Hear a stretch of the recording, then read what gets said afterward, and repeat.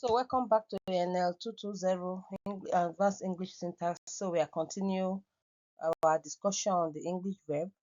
We are looking at voice and mood at this time. So at the end of this learning, the learning outcome we expect is that by the end of this lesson, you should be able to differentiate between active and passive forms of verbs, explain the uses of the passive voice, form the passive forms of verbs, and also identify the different moods of English verbs. So in this lesson, our focus is therefore on active and passive voice, mood, and types. So as a way of introduction, voice is a grammatical term which is used to tell whether the subject is the one performing or receiving the action of the verb. So as you go higher in the study of grammar, you will begin to see other ways that you actually can identify this. But basically, it is when you are talking about voice, you are talking about whether the voice is active or it is passive. So who is receiving the action that's within that verb. So when the subject is performing the action of the verb, we say that the verb is in the active voice. But however, when the subject is the one that is receiving or is suffering the effects of the action that the verb is performed, then we say that the verb is in the passive voice. So let's look at some examples. So the mechanic repaired the car. In this case, the doer of the action is who? Is the mechanic, and it is in the subject position. So the receiver of the action is the car, and it is in the object position. So that means the doer of the action is the one that is in the subject position, the appropriate position in the sentence. Then we have the car was repaired by the mechanic. So in this case now, the car has moved to the subject position and the door of the action has moved to the object position. So of course, there's always this element of by, the prepositional phrase by, to indicate the door of the action in this case. So this case now, the receiver of the action is actually still the car, but the car is now in the subject position. So it has become a passive voice.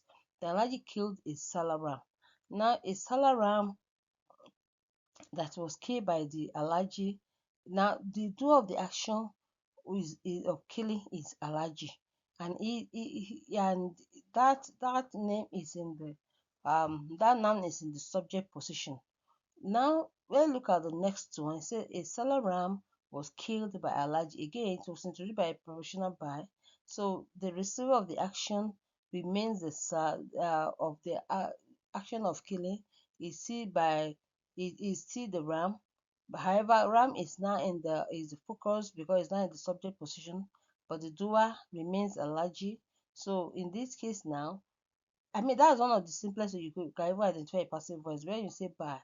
So that the by the object or the project position in the sentence. So that's one of the easiest way that you can identify. So you have the passive voice actually where the position that is essentially that of the doer has moved to the place that is supposed to properly be occupied by the receiver of the action.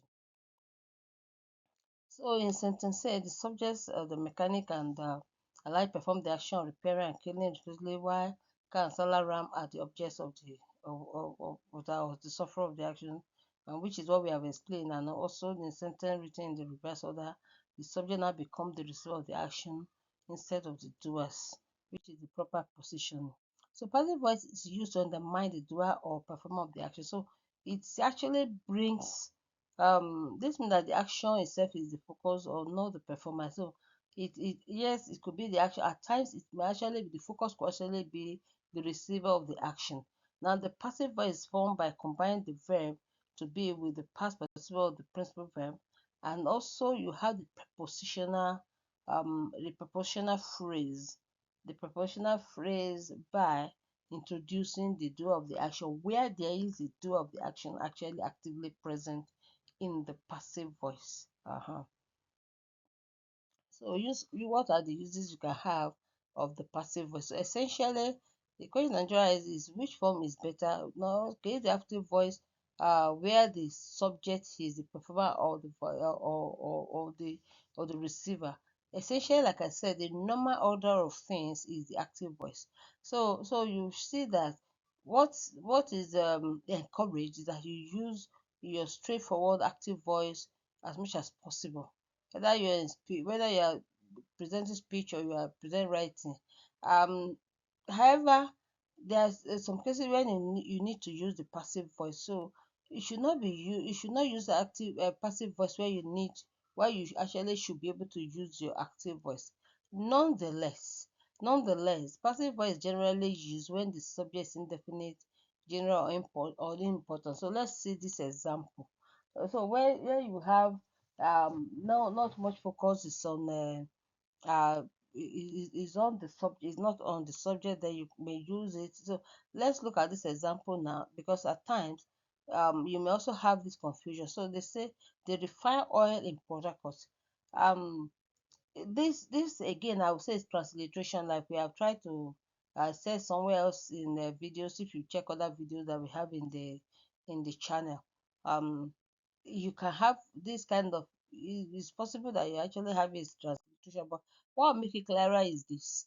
Now the subject and above sentence is so general that it's not clear what or who they refers to. So it's unclear whether to the oil worker, the government, or the companies that are actually extracting the oil. So if the sentence is put in the passive voice, it becomes clear. So let's say now that I say oil is refined in Port Harcourt, then it becomes clear that okay, the focus of that discussion is oil. So the passive voice also use that makes it very clear. So in such a case, yeah, using the passive voice actually helps to clarify the intention of the speaker. Now the passive voice also used when the action that is performed is more important than the performer of the action. Um if they're sleeping, I don't know, we can look at let's look at we can look at the example. So if the focus is not on the structure set, but on the speaker, then you may say this. So but let's look at the mood of verse. In addition to the tense and the voice, verbs also have a top property that is called mood.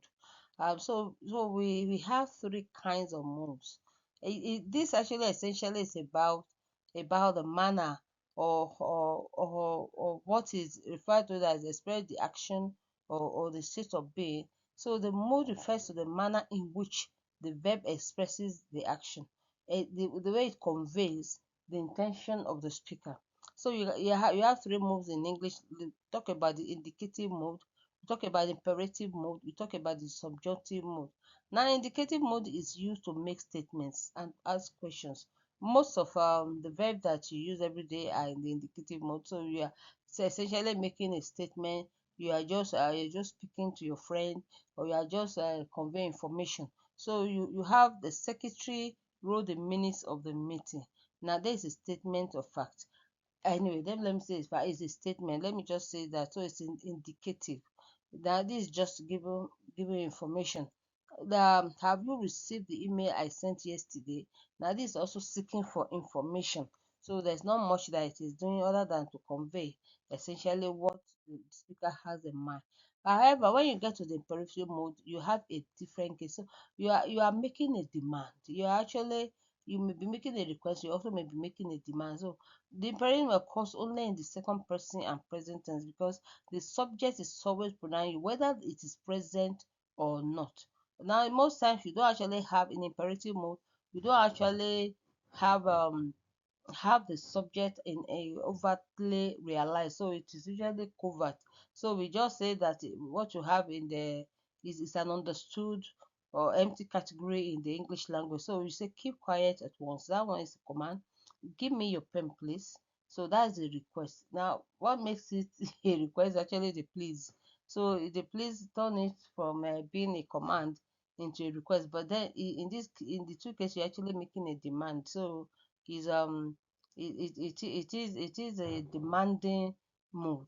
Then the subjunctive mode is used to express a wish or an unreal condition. So a condition which is contrary to the fact. So now look at this example. If I were a millionaire, I'll pay fees for intelligent but poor students. So but it shows that the person is not a millionaire. So it's just an expression of the wish by the speaker. So this is how you see that the mood is actually expressed in the through the verbs in the English language. So let's have some practice exercises. Any types of mode of verbs you have come across in this lesson. How many did we discuss? So you can tell us in the comment section.